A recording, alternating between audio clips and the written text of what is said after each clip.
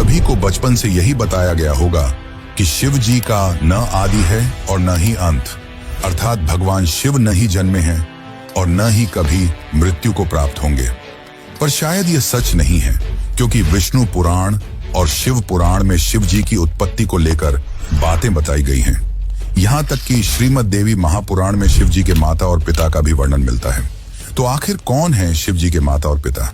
कुछ लोगों का यह मानना है कि ब्रह्मा ही शिव जी के पिता हैं, क्योंकि विष्णु पुराण की एक कथा के अनुसार शिव जी का एकमात्र बाल रूप है, जिसे हम रुद्र के नाम से जानते हैं, और माना जाता है कि रुद्र के पिता स्वयं ब्रह्मा हैं। पर आखिर इसकी सच्चाई क्या है और पूरे संसार को शिक्षा देने वाले शिव ने अपनी शिक्षा कहां से प्राप्त की? तो चलिए जानते हैं शिव जी के जन्म का असली रहस्य। लेकिन उससे पहले वीडियो को लाइक करके कमेंट में हर हर महादेव जरूर लिखें। शिव पुराण के अनुसार शिव जी अजन्मे हैं, यानी कि उनका जन्म नहीं हुआ है, और वे स्वयंभू हैं, यानी कि खुद से ही उत्पन्न हुए हैं। क्या इसका मतलब यह है कि शिव जी के न तो माता हैं और न ही पिता? लेकिन विष्णु पुराण में तो कुछ और ही लिखा मिलता है, जिसके अनुसार विष्णु जी के नाभि से निकले कमल से ब्रह्मा जी की उत्पत्ति हुई और उनके माथे के तेज से शिव की उत्पत्ति हुई, जिसके कारण शिव जी को ज्यादातर समय ध्यान मुद्रा में दिखाया जाता है। लेकिन शिव पुराण में तो इसका उल्टा लिखा मिलता है, जिसके अनुसार एक बार जब शिव जी अपने घुटनों को मल रहे थे तो उनके घुटनों के मैल से श्री हरि विष्णु की उत्पत्ति हुई। अब इस मामले में तो दोनों पुराणों में अलग अलग बातें बताई गई हैं, परंतु विष्णु पुराण की एक और कथा के अनुसार ब्रह्मा ही शिव जी के पिता हैं।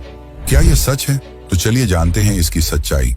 लेकिन उस कथा को समझने से पहले एक और कथा को जान लेते हैं, जो काफी ज्यादा प्रसिद्ध है। और इसी कथा के अनुसार शिव जी को आदि अनादि का दर्जा मिला, यानी कि न ही उनका कोई शुरुआत है और न ही अंत। दरअसल एक समय की बात है, भगवान विष्णु और ब्रह्मा में यह बहस छिड़ गई कि उन दोनों में से कौन ज्यादा महान है।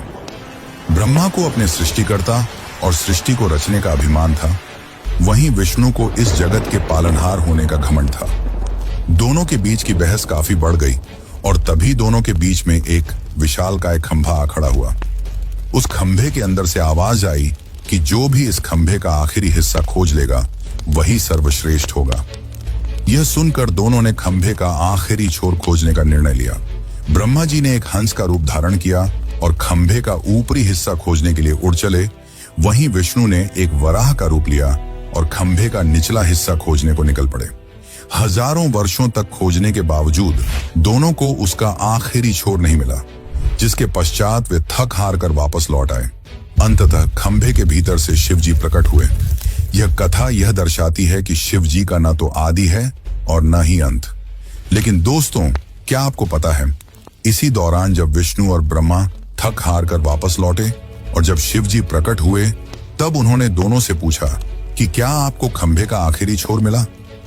विष्णु ने निराशा भरे शब्दों में कहा कि मैं इसका आखिरी हिस्सा खोजने में असफल रहा, परंतु ब्रह्मा जी ने यह झूठ बोला कि वह इसका आखिरी हिस्सा खोजने में सफल रहे। यह बात सुनकर शिव जी काफी क्रोधित हुए और ब्रह्मा को श्राप दिया कि आज से पृथ्वी लोक पर तुम्हारी कोई पूजा नहीं करेगा, जिसके कारण आज भी ब्रह्मा जी का न तो ज्यादा कोई मंदिर है और न ही उन्हें पूजा जाता है। वैसे दोस्तों, इसके पीछे एक और कथा है जो भगवान ब्रह्मा और उनकी पुत्री से जुड़ा हुआ है, पर हम उसकी बात किसी और वीडियो में करेंगे। अभी हम ये जान लेते हैं कि क्यों शिव जी को ब्रह्मा का पुत्र बताया जाता है, आखिर इसके पीछे क्या सच्चाई है।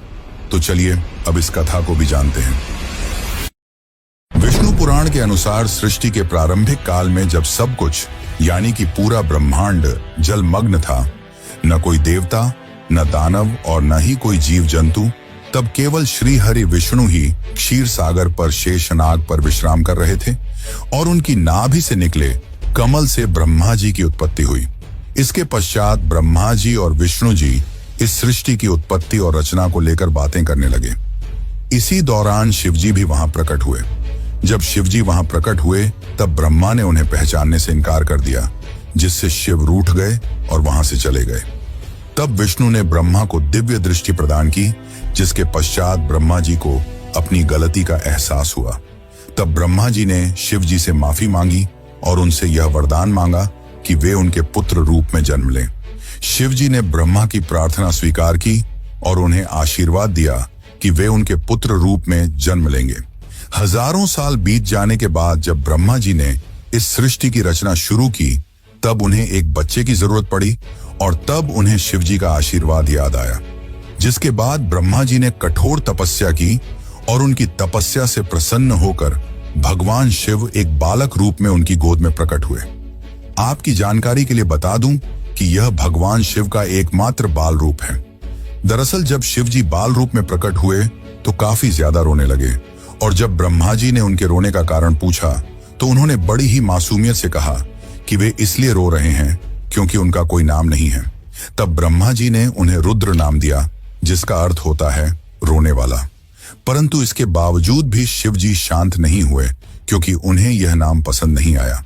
जिसके बाद ब्रह्मा ने उन्हें दूसरा नाम दिया जो है सर्व, पर शिव जी को यह नाम भी पसंद नहीं आया। जिसके बाद ब्रह्मा ने उन्हें और भी नाम दिए जैसे भव, उग्र, भीम, पशुपति, ईशान, महादेव और इसी तरह ब्रह्मा जी ने शिव जी को 108 नाम दिए और माना जाता है कि यह सारे नाम धरती पर ही लिखे गए थे। पर दोस्तों, शिव जी के जन्म की असली सच्चाई तो अभी तक हमने नहीं जानी। तो चलिए अब हम जानते हैं शिव के जन्म की असली कहानी। आखिर कौन है उनके माता पिता। लेकिन उससे पहले आपसे एक विनती है कि अगर आपको यह वीडियो अच्छी लग रही है तो इसे अपने दोस्तों, रिश्तेदारों और अन्य शिव भक्तों को जरूर शेयर करें और कमेंट में लिखें हर हर महादेव। श्रीमद् देवी भागवत पुराण में शिव जी के माता पिता और उनके जन्म की बातें बताई गई हैं। यहां तक कि इसमें त्रिदेवों यानी कि ब्रह्मा और विष्णु के भी जन्म की सच्चाई देखने को मिलती है। दरअसल जब हम शिव कहते हैं तो वह निराकार ईश्वर की बात होती है और जब हम सदाशिव कहते हैं तब ईश्वर महान आत्मा की बात होती है और जब हम शंकर या महेश कहते हैं तो सती या पार्वती के पति महादेव की बात होती है।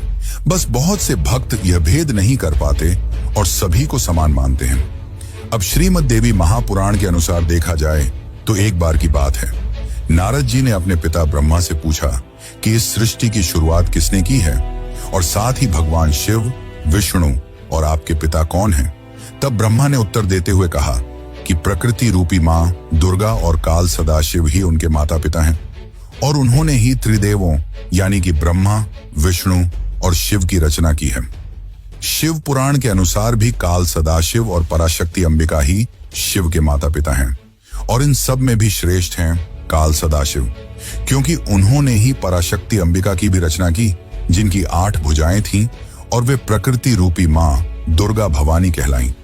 बहुत प्राचीन समय की बात है, जब कुछ भी नहीं था, न आकाश, न धरती, न जीवन। उस समय केवल एक ही शक्ति थी, काल स्वरूप सदाशिव। वही आदि परमेश्वर हैं जिनसे सब कुछ उत्पन्न हुआ। सदाशिव के भीतर ही शक्ति रूप में दुर्गा भी विद्यमान थी। दोनों मिलकर काशी के आनंदवन में विचरण कर रहे थे। एक दिन दोनों के मन में यह विचार आया कि अब इस ब्रह्मांड में कुछ और प्राणियों की रचना की जानी चाहिए ताकि इस सृष्टि का विस्तार हो सके।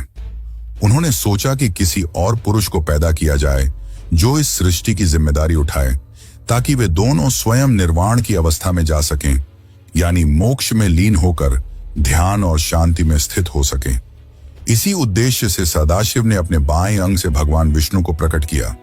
इसका मतलब यह है कि उन्होंने अपने शरीर के एक हिस्से से विष्णु को जन्म दिया। इसके बाद सदाशिव और दुर्गा ने एक और सृजन की योजना बनाई और वह था ब्रह्मा जी का जन्म।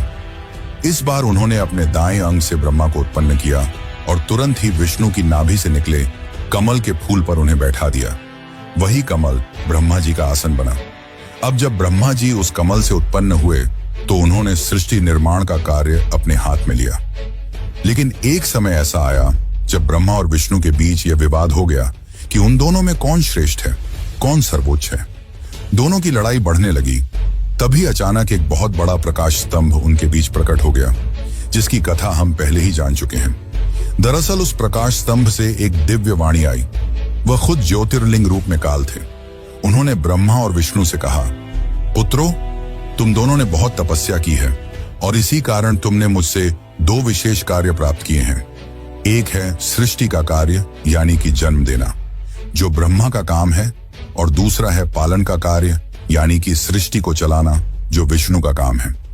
इसी प्रकार मेरा एक और रूप है रुद्र, जिससे मैंने संहार यानी कि विनाश के कार्य के लिए उत्पन्न लिया है।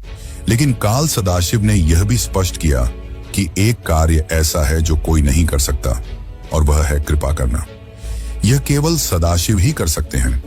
फिर सदाशिव ने कहा, रुद्र मेरे जैसा है, वह मेरे जैसा वस्त्र पहनता है, मेरे जैसा वाहन पर चलता है और मेरे जैसा अस्त्र शस्त्र रखता है। उसका रूप, वाहन और कार्य सब मेरे ही समान है।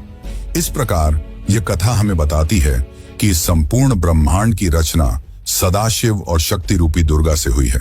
ब्रह्मा, विष्णु, रुद्र, महेश, ये सभी उनके अंश हैं और उन्होंने अलग अलग कार्यों की जिम्मेदारी ली है ताकि सृष्टि ठीक तरह से चल सके। पर मित्रों, शिव जी की कहानी यहीं पर खत्म नहीं होती। एक और रोचक कथा है जिसके अनुसार एक बार कुछ साधु संतों ने भगवान शिव से उनके जन्म के बारे में पूछा। तब भगवान शिव ने जो उत्तर दिया वो चौंकाने वाला था। तो चलिए अब उस आखिरी कथा को जानते हैं जो आपके होश उड़ा देगी। एक अन्य पुराण के अनुसार एक बार ऋषि मुनियों में जिज्ञासा जागी कि आखिर भगवान शंकर के पिता कौन हैं। ये सवाल उन्होंने शंकर जी से ही पूछ लिया कि हे महादेव, आप सबके जन्मदाता हैं, लेकिन आपका जन्मदाता कौन है? आपके माता पिता का क्या नाम है? इस प्रश्न का उत्तर देते हुए भगवान शिव ने कहा, हे मुनिवर, मेरे जन्मदाता भगवान ब्रह्मा हैं। मुझे इस सृष्टि का निर्माण करने वाले भगवान ब्रह्मा ने जन्म दिया है। इसके बाद ऋषियों ने एक बार फिर भगवान शंकर से पूछा कि यदि ये आपके पिता हैं तो आपके दादा कौन हुए? तब शिव ने उत्तर देते हुए कहा कि इस सृष्टि का पालन करने वाले भगवान श्री हरि अर्थात भगवान विष्णु ही मेरे दादाजी हैं। भगवान की इस लीला से अनजान ऋषियों ने फिर से एक और प्रश्न किया कि जब आपके पिता ब्रह्मा हैं, दादा विष्णु, तो आपके परदादा कौन हैं? तब शिव ने मुस्कुराते हुए उत्तर दिया कि स्वयं भगवान शिव। इसके बाद ऋषि मुनि समझ गए कि शिव जी से बढ़कर न कोई है न कोई होगा। वैसे दोस्तों, क्या आपको पता है कि भगवान शिव को उनके आभूषण कहां से मिले? शिव जी अपने शरीर पर कई आभूषण धारण करते हैं, जैसे कि गंगा, चंद्रमा, वासुकी नाग, त्रिशूल, डमरू, भस्म आदि। आखिर उन्हें ये सारे आभूषण और शस्त्र कहां से मिले? और क्या है नंदी का रहस्य जो आपको भी हैरान कर देगा? और अगर आप भी इन रहस्यों को जानना चाहते हैं तो हमें कमेंट में जरूर बताइए, जिससे मैं इसके लिए एक अलग से वीडियो बना सकूं। लेकिन इस कथा का तात्पर्य केवल यही है कि शिव जी आदि अनादि हैं, वही अंत हैं और वही शुरुआत हैं। वे सृष्टि के जन्म के पहले भी थे और सृष्टि के विनाश के बाद भी रहेंगे। शिव जो काल से भी परे हैं, जो श्मशानवासी हैं, जिन्हें मृत्यु का भय नहीं, जो मोह से भी परे हैं। लेकिन एक समय ऐसा क्या हुआ कि पूरी सृष्टि का संतुलन बिगड़ गया। शिव एक आम आदमी की तरह दुख में रोने लगे। उन्हें दुख था अपनी अर्धांगिनी सती की मृत्यु का। परंतु ऐसा क्या हुआ कि सती ने अपना देह त्याग दिया? और कैसे मिले शिव जी माता पार्वती से? अगर आप भी इस कथा यानी कि सती कथा को जानना चाहते हैं तो चैनल पर जाकर हमारी सती कथा वाली वीडियो जरूर देखें। धन्यवाद।